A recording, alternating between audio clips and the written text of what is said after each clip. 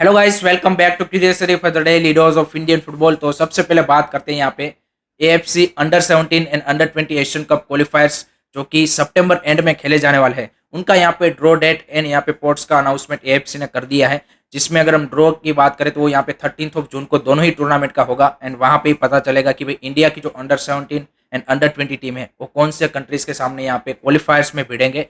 दूसरी साइड अगर हम पोर्ट्स की बात करें तो अंडर 17 की कैटेगरी में यहाँ पे इंडिया को पोर्ट 1 में जगह मिली है, क्योंकि 2016 के बाद इंडिया ने रेगुलरली जो यहाँ पे अंडर 17 एशियन कप के जो फाइनल इवेंट्स भी होते हैं उसमें पार्टिसिपेशन किया है। तो उसके बेसिस पे यहाँ पे सभी कंट्रीज को रैंक मिलती है, उसके बाद यहाँ पे पोर्ट्स को डिसाइड किया जाता है। तो अंडर 17 कैटेगरी में हम पोर्ट 1 में 9th पोजीशन पे है out of 42 country. So that's the great thing. दूसरी साइड अगर हम अंडर 20 की बात करें तो वहां पे इंडिया को पोर्ट 3 में जगह मिली है, क्योंकि हमने last time under 20 Asian cup यहाँ पे 2006 में खेला था गाइस। तो कभी भी हम यहाँ पे उसके बाद अंडर 20 का जो मेन इवेंट होता है उसमें क्वालिफाई तक नहीं हुए, तो इसीलिए वहाँ पे हमारी जो रैंकिंग है वो पीछे है। And almost I think 26 to 28 के अराउंड हमारी वहाँ पे रैंकिंग है आउट ऑफ 43 कंट्रीज। तो आपको क्लियरली वो गैप देखने को मिल सकता है कि क्यों अंडर 17 पे पोर्ट 1 में है और क्यों अंडर 20 में आपको पोर्ट 3 में रखा गया है। दूसरी साइड अगर हम फॉर्मेट की बात करें दोनों टूर्नामेंट का तो सेम ही है। यहाँ पे 16 टीमें दोनों में पार्टिसिपेट करने वाली है। 10 ग्रुप यहाँ पे इस क्वालिफायर्स में दोनों ही जगह पे होंगे। एंड उसमें से जो 10 ग्रुप विनर एंड उसके अलावा यहाँ पे जो 5 सेकंड बेस्ट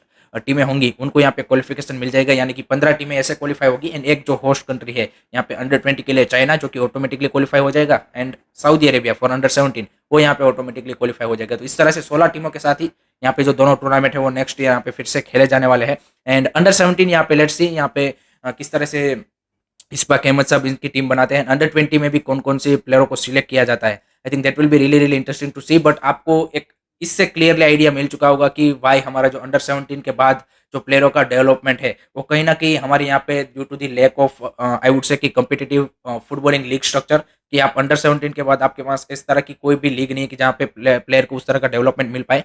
इससे पहले इंडियन एरोस होता था जो कि सबसे इंपॉर्टेंट प्रोग्राम था। अगर आप पिछले एएफएफ रिजीम का एक जो सबसे बढ़िया काम बोलेंगे तो वही था कि इंडियन एरोस को लेके आए थे, ताकि आपके जो अंडर 17 के प्लेयर जैसे ही एशियन कप खेल के निकलते थे वो इंडियन एरोस को ज्वाइन करते थे। आई लीग में फिर वो यहाँ पे क्या बोलते थे कि टक्कर लेते थे यहाँ पे सीनियर प्लेयरों के सामने। उनका जो डेवलपमेंट था वो काफी बेहतरीन, और उसी बेस से हमने काफी सारे प्लेयर यहाँ पे नेशनल टीम में आईएसएल में भी देखे, जो कि अनफॉर्चुनेटली एट द मोमेंट बंद किया कर दिया गया है इंडियन एरोस प्रोग्राम को। तो वो आई थिंक कहीं ना कहीं आपको एक जो डेफिशिएंसी है वो वहाँ पे देखने को मिल रही है कि आपकी इसीलिए अंडर 20 टीम एंड अंडर 23 तो कभी अंडर 23 कभी भी यहाँ पे एशियन कप क्वालिफाई नहीं कर पाई है। सो वो एक जो प्रोग्रेस है, जो प्लेयर का डेवलपमेंट है वो वहीं वहाँ पे कहीं ना कहीं रुक जाता है। So let me know guys, आप क्या सोचते हैं इसके बारे में कमेंट सेक्शन में मेरे को जरूर बताइएगा।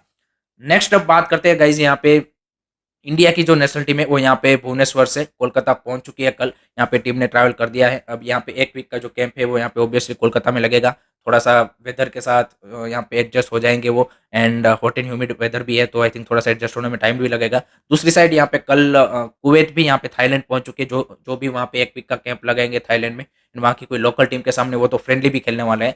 सो उनकी इस तरह से प्रिपरेशन रहने वाली है, जबकि इंडिया यहाँ पे एक वीक का कैंप कोलकाता में लगा के यहाँ पे प्रैक्टिस करने वाली है। एंड सुनील छेत्री ने भी बोला कि मैं तो एक डिलेमा में हूँ कि भाई मैं जो मेरा कुछ लास्ट डेज है फॉर द नेशनल टीम उसको काउंट करूँ, या फिर ये जो ट्रेनिंग सेशन जो मैं मतलब क्या बोलते कि जो एक्सपीरियंस कर रहा हूँ उसको मैं काउंट करूँ। तो आई थिंक और काफ़ी सारे प्लेयरों ने भी हम सबको बड़ी थापा और उन सब ने भी बोला कि we definitely wants to win for Sunil भाई। सो लेट होप सो यहाँ पे इंडिया की जो परफॉर्मेंस है अगेंस्ट कुवैत वो यहाँ पे अच्छी आए। दूसरी साइड हमारी जो वुमेन्स टीम है वो भी यहाँ पे उज्बेकिस्तान के लिए कल ट्रैवल कर चुकी है एंड मोस्ट प्रोबेबली पहुंच भी गई है वहाँ पे, क्योंकि कल यहाँ पे 31 को हमारा पहला मैच है, जो पहला फ्रेंडली है अगेंस्ट उज्बेकिस्तान।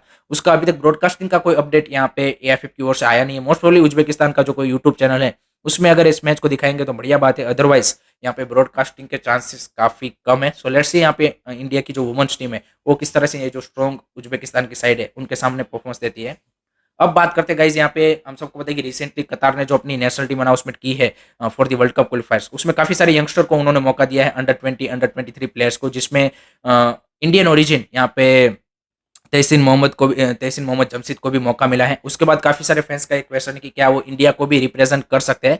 तो उसके लिए भाई आपका फेडरेशन का प्रोएक्टिवनेस होना चाहिए। इसका मैं एक एग्जांपल देता हूँ। रिसेंटली ही यहाँ पे थाईलैंड फुटबॉल एसोसिएशन ने और उनके जो प्रेसिडेंट है यहाँ पे मैडम पेंग, उन्होंने यहाँ पे जो स्पर्स, टोटनहम स्पर्स, जो कि हम सबको पता है कि इंग्लैंड की प्रीमियर लीग का क्लब है, उनके भाई अंडर 21 के प्लेयर यहाँ पे जूड सोनसुक बेल को यहाँ पे अप्रोच किया था और उनके साथ यहाँ पे बातचीत की हुई है, क्योंकि उन्होंने यहाँ पे इंग्लैंड की अंडर 19 टीम को भी रिप्रेजेंट किया हुआ है। सो इसके लिए आपको भाई प्लेयर के साथ बातचीत करना पड़ेगा, उनको कन्विंस करना पड़ेगा कि हाँ भाई आप अपनी जो ओरिजिन कंट्री है उनके लिए यहाँ पे खेलिए। अगर यहाँ पे कतार के लिए एक बार यहाँ पे क्या बोलते हैं कि तहसीन मोहम्मद खेल लेते हैं, सो उसके बाद यहाँ पे चांसेस मेरे को काफ़ी कम लगते हैं कि he will choose India, because player को आपको पहले कन्विंस करना पड़ेगा, उसके बाद आपका डिसीजन बनेगा। सो हमारे एएफएफ के प्रेसिडेंट तो एट द मोमेंट इलेक्शन के उसमें क्या बोलते हैं कि बिजी है, उनको इस इन सारी चीज़ों से कोई लेना देना होता नहीं है। जबकि इस तरह से आप देखिए थाईलैंड उनको कन्विंस भी कर लेगा, एंड आगे आने वाले टाइम में वो आपको थाईलैंड की नेशनल टीम में खेलता हुआ भी देखने को मिल जाएगी, जो कि यूरोप की आप देखिए प्रीमियर लीग की one of the top team में at the moment reserve team में खेल रहा है, और इससे पहले चेल्सी की अंडर 19 और अंडर 18 टीम के लिए भी वो खेल चुका है। सो इसके लिए आपको प्रोएक्टिवनेस चाहिए भाई, सिंपल सी बात, वो आपको उनके साथ बात करनी पड़ेगी, प्लेयर को कन्विंस करना पड़ेगा, सारी चीज़ें करनी पड़ेगी, बट अनफॉर्चुनेटली हमारे यहाँ पे सारी चीज़ें होती नहीं है। So we are gonna suffer, simple as that I would say. ना वो बात करते हैं गाइज, यहाँ पे एएफएफ ने यहाँ पे जो फुटसल क्लब चैंपियनशिप है उसका भी यहाँ पे अनाउंसमेंट कर दिया है। यहाँ पे आई थिंक सेकंड एडिशन यहाँ पे इस बार खेला जाएगा, जो कि यहाँ पे 22 ऑफ जून से स्टार्ट होगा, एंड ये यहाँ पे गुजरात के जो स्वर्णिम गुजरात स्पोर्ट यूनिवर्सिटी है वहाँ पे खेला जाएगा 22 जून से आई थिंक 5 जुलाई तक।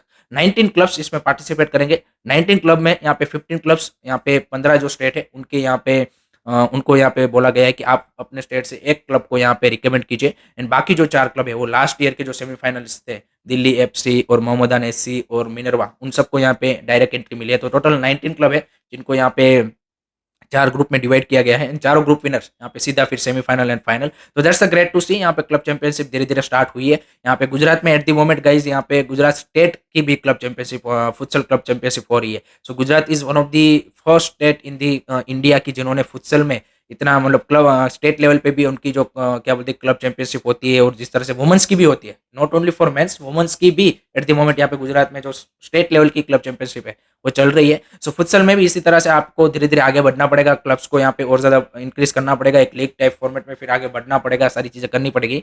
उसी के साथ ये भी खबर आ रही है कि यहाँ पे जो अफगानिस्तान की जो फुटसल टीम है वो यहाँ पे प्लान कर रही है काफा club futsal club championship, and उसमें वो प्लान कर रहे हैं कि भाई इंडिया को भी इन्विटेशन दिया जाए। सो मे बी आपको इंडिया की जो फुटसल टीम है वो फाइनली आपको काफा के कोई टूर्नामेंट में खेलती हुई देखने को मिल जाएगी, rather than your you can say कि ओरिजिनल जो फुटबॉल की टीम है उसकी जगह पे। So that is the update regarding that thing. Last में बात करते हैं इस ट्रांसफर्स के बारे में, क्योंकि वहाँ पे भी काफ़ी बड़ी बड़ी खबरें आ रही है, जिसमें सबसे बड़ा खबर तो आई थिंक जो ये आया है कि भाई कुछ मीडिया रिपोर्ट ने बताया है कि भाई मोहन बगान इस टारगेटिंग है यूरो 2024 प्लेयर।